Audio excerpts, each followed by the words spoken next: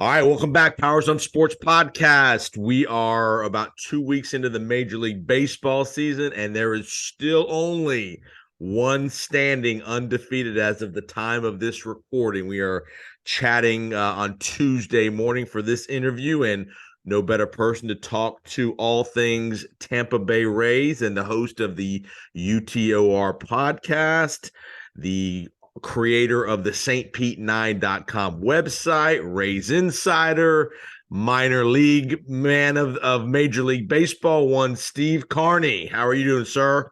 Hey, what's up, Jason? Yeah, it's a busy time, and it's certainly a fun one if you're a Tampa Bay Rays fan, that's for sure. And I just found out Mr. Carney is one of the new clock operators for the Rays. Does a little bit of some clock work for the Rays now that there's a pitch clock and such at every game. So another new nugget on the resume. It's another wrinkle that gets on the forehead. That's for sure. So talk to me about running the clock, just in all seriousness. How, obviously there's the new rules. Give the audience a little perspective of when does the clock start on a new batter after a play ends and all that good stuff. Yeah, normally, and I have to be very limited as to what I say. Okay. Major League Baseball really doesn't want clock operators talking. But the rules are certainly out there. I mean, you've got 15 seconds when there's nobody on base before a pitch has to be thrown. It's 20 seconds with runners on, and that starts when the pitcher has the ball. Okay. So there are certain things that can change, like if there might be a delay, but it really is about, with the pitcher having the ball and the batter being ready, and it certainly has helped game times here so far this season. I mean, the Rays have not had a game go longer than 2 hours and 39 minutes, I think. Wow. So, and Monday night's game between the Rays and the Red Sox was 2 hours and 6 minutes. Now, granted, it was a 1-0 game, but still 2 hours and 6 minutes is tremendous.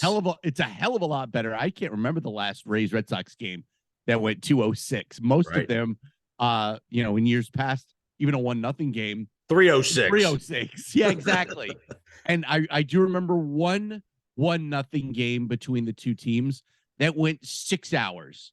Now, granted, that was a 16-inning game on Sunday Night Baseball when the commercial breaks are longer, but still, that was a 6-hour 1-0 game, and we do not have that. 2 hours and 6 minutes, I will take at the Trop. Where for the fans that haven't been to the ballpark yet this year, where is the clock related to home plate? Can both the pitcher and the catcher see the clock? Are there clocks? We talk about that. There are 5 clocks at Tropicana Field. So if you look, in years past, we've had one clock out in center field, out by the batter's eye. That was the only clock. There are now 5 clocks. They've got 2 now in center field. The one that was there in years past is there on the batter's eye to the left side of the center field batter's eye. There is now a second clock on the right side of the batter's eye as well. And then there are 3 clocks behind the catcher. Gotcha. There's 2 on the backstop down ground level. They're out of view from the center field camera. Right. So you don't see them on television, but they're there. And then there is 1 clock up above everybody on the press box as well. It's a much smaller clock compared to the clocks that are down field level. But there are 5 clocks now at Tropicana Field. Cool. Good description there for all of our fans that'll be in the ballpark at some point here in the very near future. All right, talk about some of the other couple rule changes, and then we'll get to the race specifically. What have you liked? What have you not liked? What do you think might get tweaked at some point with all the rule changes and all that good stuff?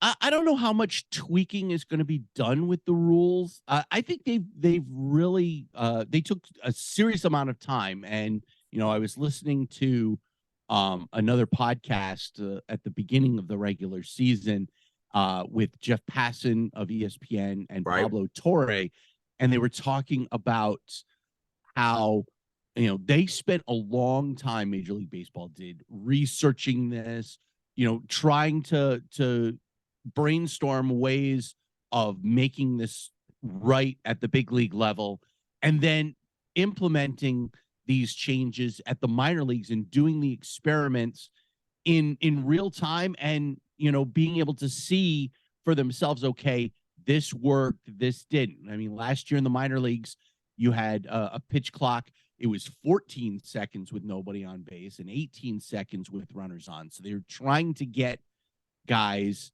going and used to having the pitch clock. I know that there are a lot of veteran guys that started to, hem and haw when they heard that a pitch clock was coming. But most of the young guys have dealt with it at least one season, if not more, because they also had the pitch clock in 2019, right, in the minor leagues. So there are other leagues that have had it earlier than that, and that's where they figured this out. This is not a willy-nilly idea put forth by Major League Baseball on a whim. This is something that they have been brainstorming and experimenting with for a number of seasons at the minor league level, but we're now just bringing it to the big leagues here this year. So the pitch clock, I don't think, is going to get tweaked a lot. I don't think that the shift rule is going to get tweaked a lot, because it's done its job. Singles are up. There are incredible defensive plays being made because you don't have three guys on one side of a bag. And we saw Yandy Diaz Monday night make a diving play on a ground ball that, if there were three batters to the right side of second base, probably just rolls right to the second baseman, picks it up, and it's an easy ground up. And it was a pretty spectacular defensive play with the pitcher going full bore to cover first. Right. So I really think that the shift rule has worked. And of course, the bigger bags, now being 3 inches closer to stealing, it makes for more teams to want to steal, because most caught stealings are very, very close anyway. And now with the bags being closer, you're going to have more of an incentive to run. So, and you look at it, number of steals are up. The percentage of successful steals are up. Yep. And when Major League Baseball asked players or asked fans what they wanted in their sport, they wanted more action plays. They wanted more stolen bases. They hit and runs, things like that. Yeah. And hit and run is one thing, but they wanted more plays where there was, excitement and action. Triples. There are more there's going to be more triples probably hit this year. There's certainly more stolen bases. More players running. That's what fans want, because it brings more action and more excitement to the game. So let's talk about the offensive approach for especially the Rays. Obviously, with no shift, the Rays are a big analytics team in history, both offensively and defensively. How do you think, has that been a point of emphasis for Kevin Cash in spring training, as we have led into the start of the regular season, about a different approach to hitting and being a little more aggressive at hitting, or just in general, the approach to hitting the ball, and you're seeing some great results on the field so far? Yeah, the approach really hasn't changed much. What it has done is it's provided guys that would normally have been victims of the shift. And really, there's 3 that are significant victims of the shift: Brandon Lau, Josh Lowe, and Luke Raley. And all of those guys now have seen so far and are going to continue to get more success, because the way that their swing goes, they're natural pull hitters to the right side.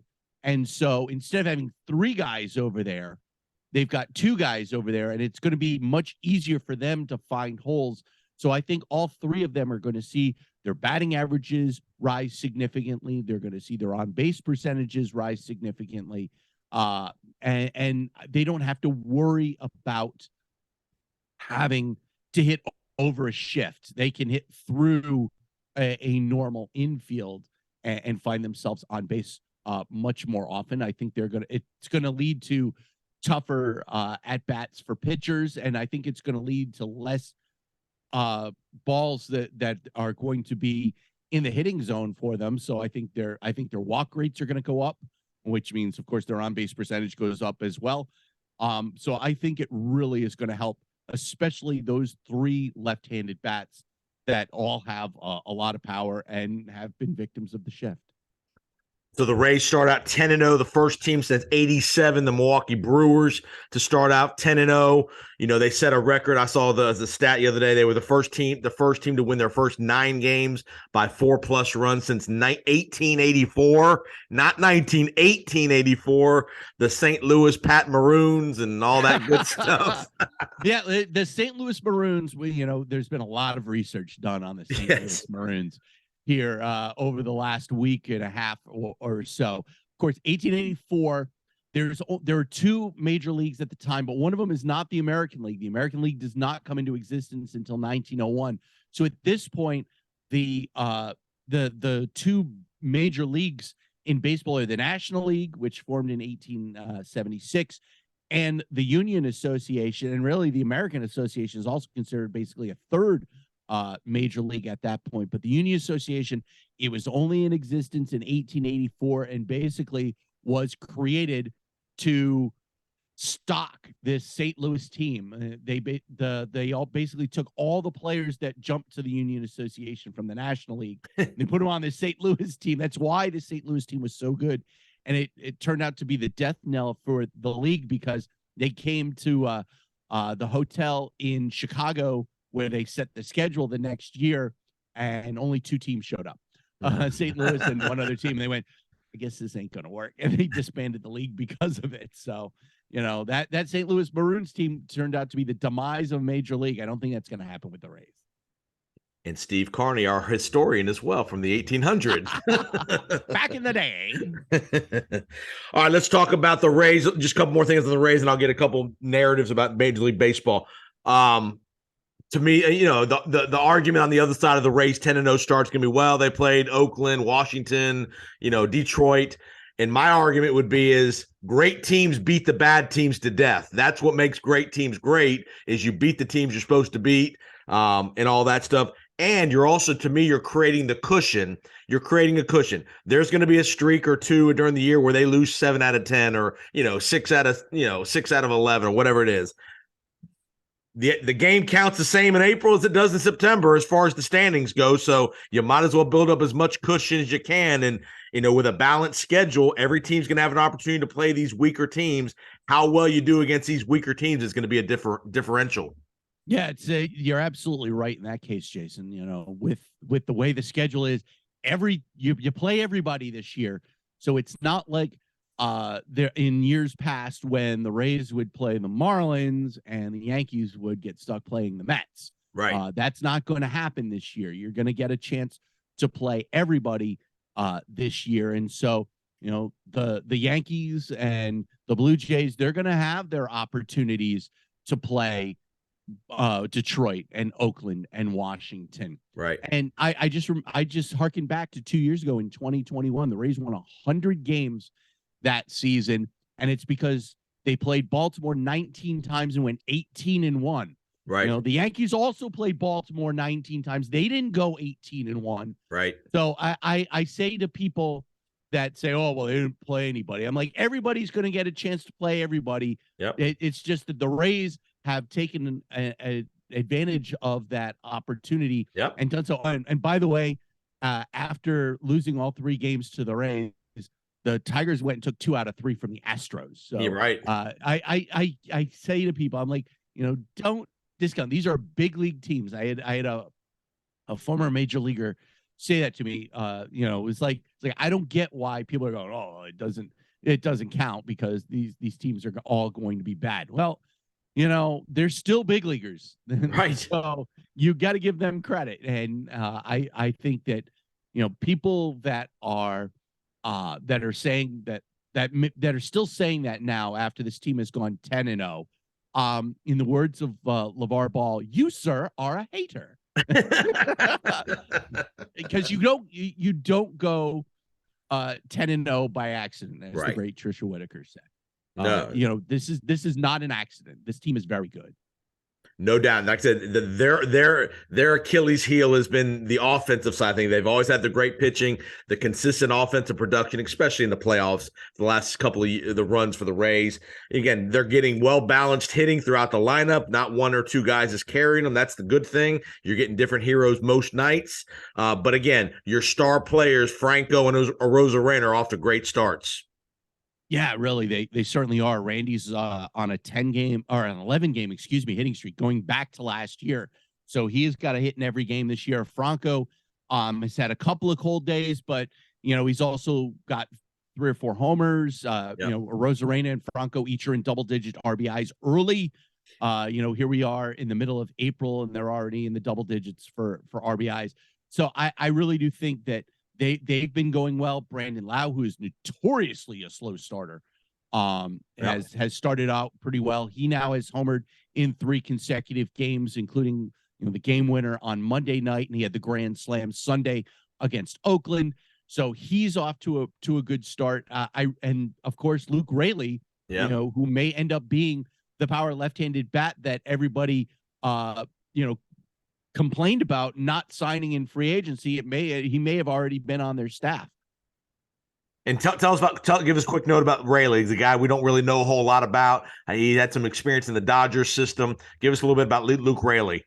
Yeah, a former Dodger in the Dodgers minor league system. He came over last year right at the end of spring training. Spent most of last year in AAA, but then spent this last offseason really overhauling his swing, trying to get quicker to the baseball. And it certainly has helped. His swing is certainly not nearly as loopy as it was last year. When you have a loopy swing, you create a big hole that a pitcher can put a baseball through that you're not going to be able. He doesn't really have that this year. And the other thing that has helped is he's been able to get to velocity up in the zone. And if you can get to a pitch up in the zone, you're probably going to hit the bottom half of it.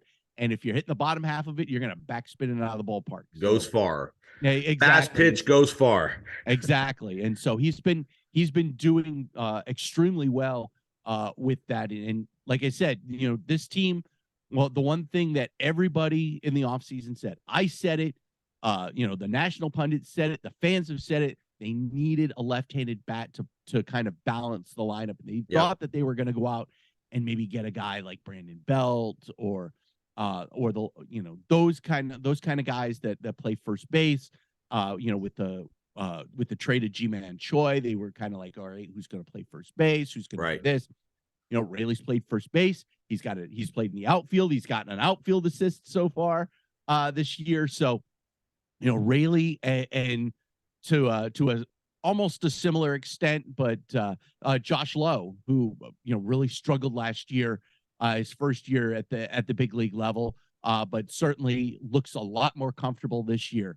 And I think that Rays fans are very happy that they have those two guys that they can put in the lineup against a tough right-handed pitcher. Give us a quick update on Tyler Glasnow. He is close to getting on the mound. He's still been just playing catch on flat ground. Now he's doing it at some distance. I've seen him do it about 150 feet, which is pretty significant. Most guys don't like to go more than, say, like 90 or maybe 120 feet, but he's doing some serious long toss. They're going to get him up on the mound here, I want to say sometime this week.